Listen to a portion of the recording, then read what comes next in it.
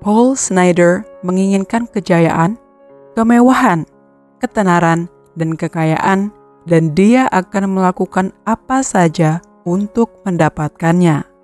Sementara itu, Dorothy Stratton hampir mendapatkan semua yang diinginkan Snider ketika keduanya bertemu pada tahun 1978.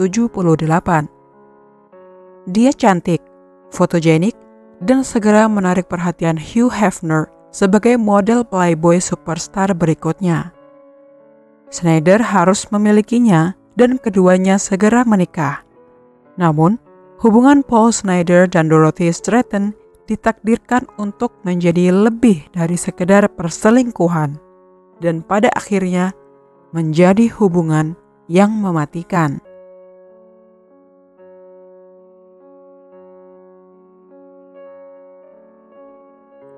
Dilahirkan pada tanggal 15 April tahun 1951 di Vancouver, British Columbia, Kanada, kehidupan Paul Leslie Snider tak pernah sepi dari drama dan tantangan. Dia dibesarkan di East End yang keras di Vancouver, di mana hidupnya penuh dengan perjuangan. Orang tuanya bercerai ketika dia masih muda, dan dia bahkan harus meninggalkan sekolah setelah kelas 7 untuk mencari nafkah sendiri. Saat itu, dia adalah seorang pemuda kurus dan kecil. Namun, dengan tekadnya, dia mulai berolahraga dan dalam waktu singkat, dia berubah menjadi sosok yang menarik perhatian banyak wanita. Dengan pesona gagah dan kumis terawatnya, dia sering terlihat mengunjungi klub malam.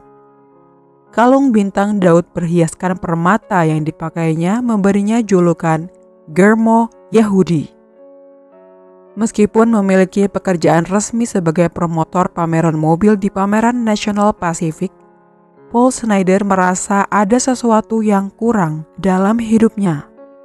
Akhirnya, dia terjerumus ke dalam lingkaran gelap Rounder Crowd, sebuah geng narkoba di Vancouver.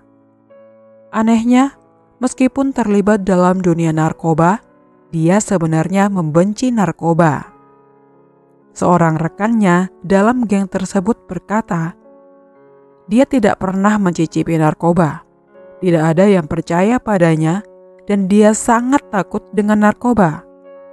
Akhirnya, dia mengalami kerugian besar karena rentenir dan akhirnya geng Rounder Crowd menggantungkannya di lantai 30 sebuah hotel. Dan dia harus melarikan diri dari kota. Paul Snider kemudian berakhir di Los Angeles, di mana dia bercita-cita menjadi mucikari. Dia membeli gadis-gadis dan menjadi germo di sekitar Beverly Hills dengan impian untuk menjadi terkenal di Hollywood. Namun, perjalanan hidupnya penuh dengan masalah hukum dan wanita yang sering mencuri darinya. Akhirnya, dia kembali ke Vancouver, di mana dia akan bertemu dengan calon istrinya.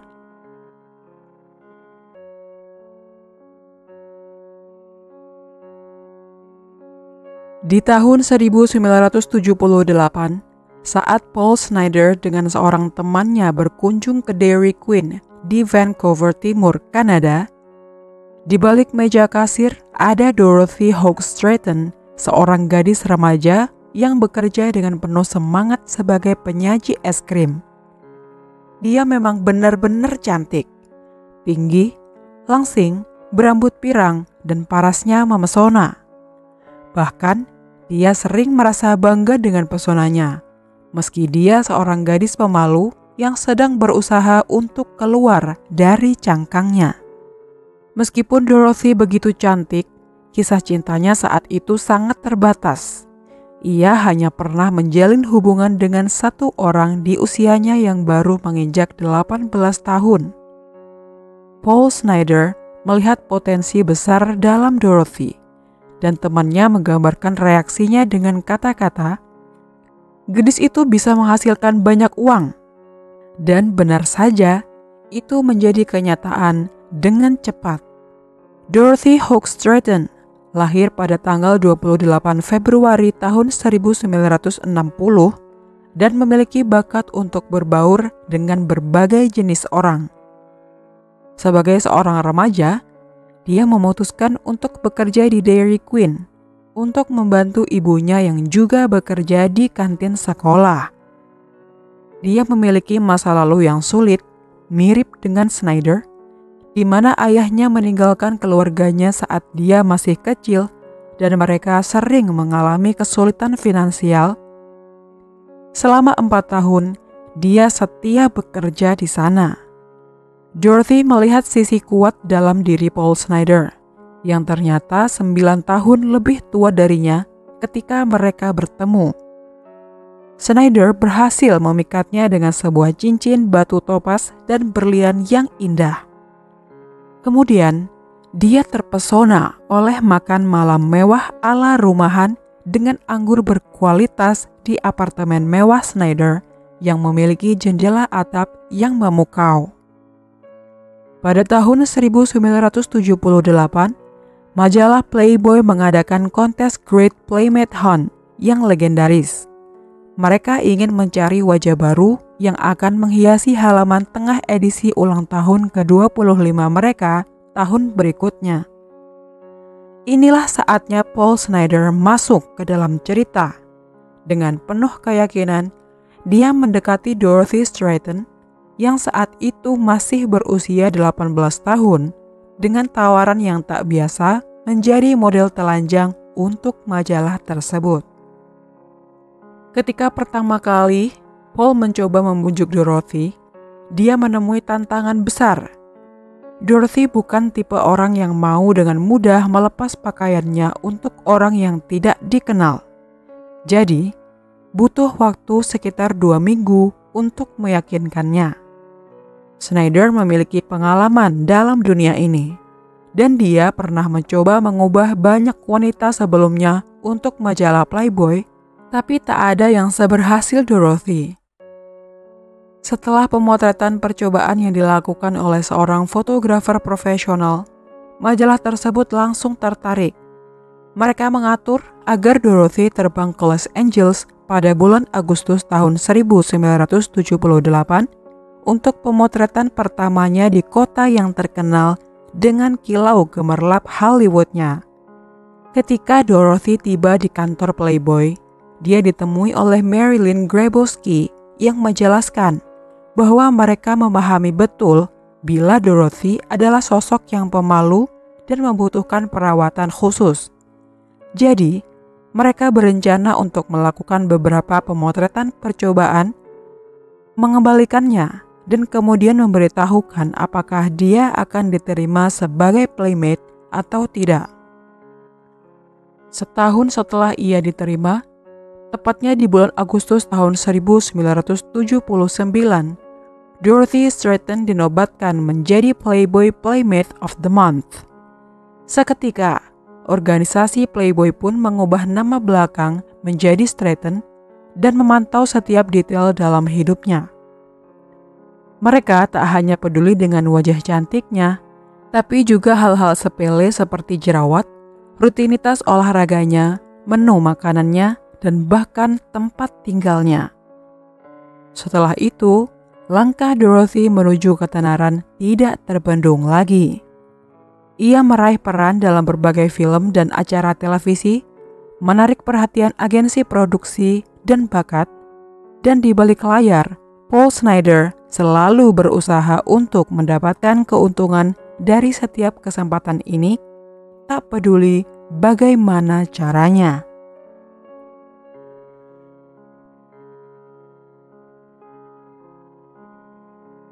Dorothy Stratton saat itu adalah bintang yang bersinar, dikelilingi oleh para selebriti yang mendukung karirnya, tapi mereka juga memiliki pandangan yang sama tentang Paul Snyder. Mereka tak suka hubungannya dengan pria ini. Bahkan, beberapa yang berada di Playboy Mansion pada masa itu mengatakan bahwa hampir semua orang pernah dirayu oleh Snyder. Dia bahkan berani bercumbu dengan gadis-gadis lain, meski dia memiliki gadis tercantik di mansion itu, yaitu Dorothy Stratton. Suatu hari, Alison Reynolds mantan sekretaris sosial Playboy yang juga merias wajah Stratton, menceritakan bahwa dia pernah memergoki Snyder yang tertangkap basah sedang bersama gadis lain. Pihak keamanan Playboy Mansion mengusir Snyder dari properti tersebut dan hanya mengizinkannya kembali jika dia datang bersama Dorothy. Paul Snyder selalu mengingatkan Dorothy tentang kesepakatan seumur hidup yang mereka miliki. Ia bahkan mendesak Dorothy untuk menikah dengannya di Las Vegas pada bulan Juni tahun 1979, hanya 18 bulan setelah pertama kali mereka bertemu. Meskipun banyak yang menentang pernikahan itu, termasuk banyak teman Dorothy, ia tetap menjalani pernikahan tersebut karena dia merasa terjebak. Dia juga merasa bahwa segala sesuatu yang telah dia raih berkat Paul. Jadi dia merasa berterima kasih padanya. Namun, pernikahan ini ternyata jauh dari kata bahagia. Snyder tidak pernah memberi ruang kepada Dorothy untuk mengendalikan hidupnya. Beberapa orang di sekitar Stratton melihat Snyder sebagai seorang predator yang hanya mencari keuntungan darinya. Impian Snyder untuk istrinya sebenarnya adalah impian untuk dirinya sendiri. Ia ingin menikmati ketenaran yang diraih oleh Dorothy dan tanpa belas kasihan memanfaatkan rasa tidak aman yang dirasakan oleh Dorothy. Pasangan ini awalnya menyewa apartemen mewah di LA Barat dekat dengan jalan bebas hambatan Santa Monica. Mereka melalui fase bulan madu yang indah, tapi sayangnya, seperti dalam banyak kisah lainnya, kecemburuan mulai merayap masuk. Ketenaran Dorothy Stratton membawanya ke dalam pusaran pesta-pesta eksklusif di Hollywood. Semua ini adalah pengalaman baru baginya yang membuatnya bersemangat, tapi juga sangat cemas. Karena itulah, dia selalu dekat dengan satu-satunya orang yang dia kenal dengan baik dari kampung halamannya, yaitu Paul Snyder. Tahun 1980 adalah puncak karir Dorothy Stratton saat ia dinobatkan sebagai Playmate of the Year. Dia semakin sering berkunjung ke Playboy Mansion, tempat Hugh Hefner, sang pemimpin redaksi majalah Playboy, bersemayam. Hefner bahkan mengatakan, "Saya berkata kepadanya bahwa dia memiliki kualitas seperti Germo." Stratton semakin terjun dalam dunia hiburan, menjauh dari sosok seperti Snyder. Dan di bulan Oktober tahun 1979, saat berada di sebuah pesta disko, takdir mempertemukan Stratton dengan seorang produser film yang tengah mencari proyek baru. Namanya Peter Bogdanovich, seorang pria yang baru saja mengalami perpisahan. Mereka sering bertemu dan tak butuh waktu lama bagi Bogdanovich untuk jatuh hati pada Stratton. Dia bahkan memutuskan untuk menulis peran khusus untuknya dalam film terbarunya yang berjudul They All Laugh, yang akan dibintangi oleh legenda Audrey Hepburn, Ben Gazzara, dan John Ritter. Film ini seharusnya menjadi terobosan besar bagi Stratton. Syuting film dimulai pada bulan Maret dan berlangsung hingga pertengahan Juli. Selama 5 bulan itu, Stratton tinggal di suite hotel milik Bogdanovich dan akhirnya di rumahnya. Semakin lama, perasaan curiga dan frustasi mulai memenuhi pikiran Paul Snyder. Dia pun memutuskan untuk menyewa seorang detektif swasta untuk menyelidiki istrinya.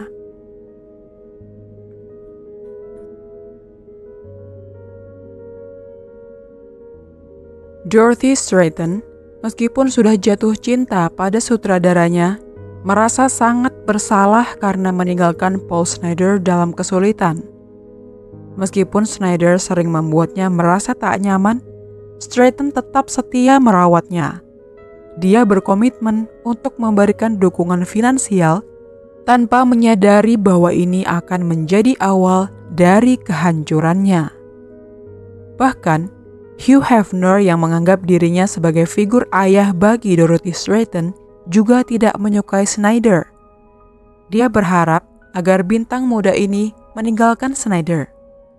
Oleh karena itu, Stratton memutuskan untuk pindah bersama Peter Bogdanovich setelah mereka kembali dari syuting di New York. Selama waktu itu, Dorothy bertemu dengan Snyder dan menyatakan keinginan untuk berpisah secara damai. Dia mengirim surat resmi kepada Snyder yang menyatakan bahwa mereka telah berpisah secara finansial dan fisik. Dia juga menyinggung tentang penyelesaian untuk Snyder karena telah membantunya memulai karir di Hollywood, seperti yang diungkapkan oleh Larry Wilcox, produser eksekutif film Death of Centerfold, The Dorothy Stratton Story, tahun 1981. Namun, pada tanggal 8 Agustus tahun 1980, Stratton kembali bertemu dengan Snyder untuk makan siang di Los Angeles. Pertemuan ini berakhir dengan air mata ketika Stratton mengakui bahwa dia telah jatuh cinta pada Bogdanovich. Dia mengumpulkan barang-barangnya dari apartemen yang dia tinggali dengan Snyder dan meninggalkannya. Di tengah kekacauan ini, Snyder mencoba mendapatkan senjata. Awalnya, dia meminjam pistol revolver kaliber 38 dari seorang teman untuk menghadapi situasi ini dan menunggu di luar rumah Bogdanovich.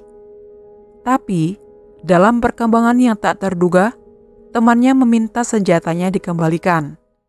Jadi, Snyder memutuskan untuk membeli senapan ukuran 12 gauge dari iklan baris yang dia ambil pada malam tanggal 13 Agustus tahun 1980. Esok harinya, pada tanggal 14 Agustus tahun 1980, Dorothy Stratton setuju untuk bertemu Paul Snyder sekali lagi di apartemen lamanya untuk membicarakan masalah keuangan mereka. Pukul 11:45 pagi, dia terlihat memarkir mobilnya di luar apartemen. Tapi setelah itu, mereka berdua tak terlihat lagi sampai tengah malam. Dua teman Snyder, Kushner dan Lorman, yang tinggal bersamanya, mengatakan bahwa mereka datang ke apartemen itu di malam hari dan mulai menonton TV di lantai atas. Mereka mengira bahwa Stratton dan Snyder telah berdamai dan berada di lantai bawah bersama. Namun, setelah beberapa jam, mereka mulai merasa ada yang aneh karena suasana di bawah sangat sepi. Akhirnya, mereka memutuskan untuk mengetuk pintu kamar tidur Snyder, tapi tidak ada jawaban. Mereka akhirnya memutuskan untuk membukanya dan apa yang mereka temukan sangat mengejutkan. Tubuh Snyder dan Stratton dalam keadaan telanjang dan keduanya sudah meninggal. Tanpa ragu, mereka segera melaporkannya kepada polisi untuk segera dievakuasi dan diselidiki. Hasil forensik awalnya tidak meyakinkan karena banyaknya darah dan jaringan di tangan Snyder. Namun, setelah melihat dengan detail sidik jari berdarah yang ada di sekujur tubuh Stratton, polisi kemudian menetapkan bahwa Snyder telah melakukan tindak senonoh padanya dan menembak wajahnya dengan senapan 12 gauge sebelum mengarahkan pistol ke dirinya sendiri. Stratton saat itu berusia 20 tahun. Kejadian mengerikan ini mengirimkan gelombang kejutan ke seluruh Hollywood. Peter Bogdanovich dan Hugh Hefner yang sangat dekat dengan Dorothy Stratton sangat terpukul oleh kepergiannya. Dorothy Stratton dimakamkan di pemakaman yang sama dengan Marilyn Monroe di Los Angeles. Menurut Hugh Hefner, Dorothy adalah aktris yang sangat istimewa, setara dengan Marilyn Monroe. Sedangkan Peter Bogdanovich memilih menulis kutipan dari novel Ernest Hemingway, A Farewell to Arms, di batu nisannya sebagai penghormatan untuk wanita yang telah pergi dengan tragis.